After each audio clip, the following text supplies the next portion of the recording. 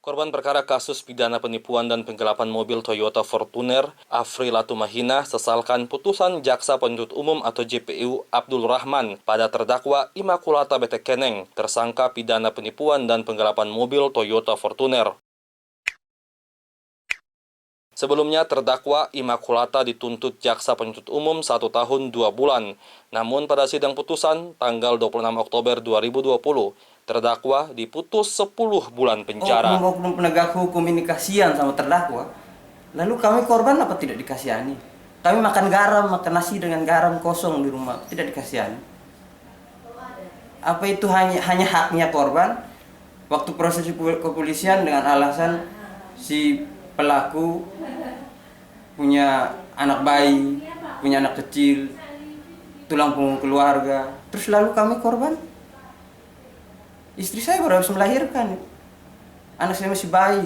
Saya tidak tahu kasih susu anak saya, cari uang di mana. Sekarang terdakwa hanya dihukum 10 bulan, Ibu. Barang bukti kami ini, BPKB sama STNK ini, ditahan sama penyidik sama Jaksa Penuntut Umum ini dari Oktober 2019 sampai sekarang. Jadi hukuman yang diterima sama terdakwa ini justru kurang jauh dari barang bukti yang saya ditahan selama ini. Barang bukti saya ditahan selama ini gunanya untuk apa? Fungsinya untuk apa? Penegak hukum ini, saya tidak bisa ngomong lagi.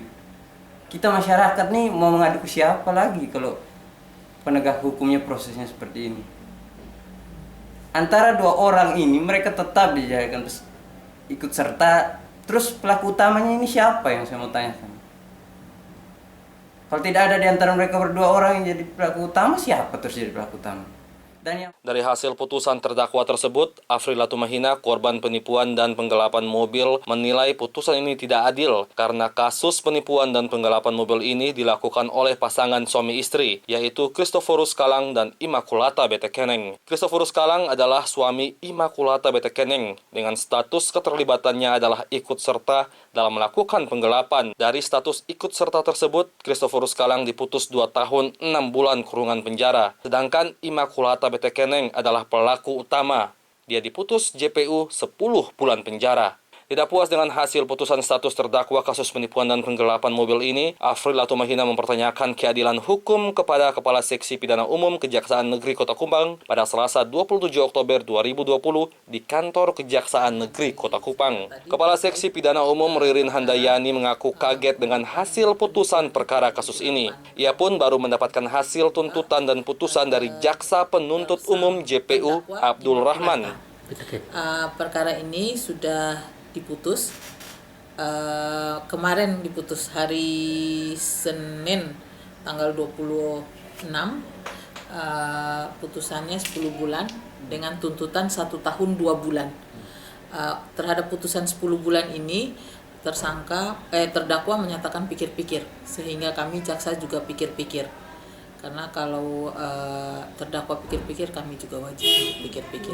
Jadi kita lihat ke depannya, kalau memang ada upaya hukum, kami juga akan melakukan upaya hukum. Untuk putusan ini memang menjadi kewenangan dari pengadilan. Saya nggak bisa majelis hakim, saya nggak bisa ngasih statement untuk putusan.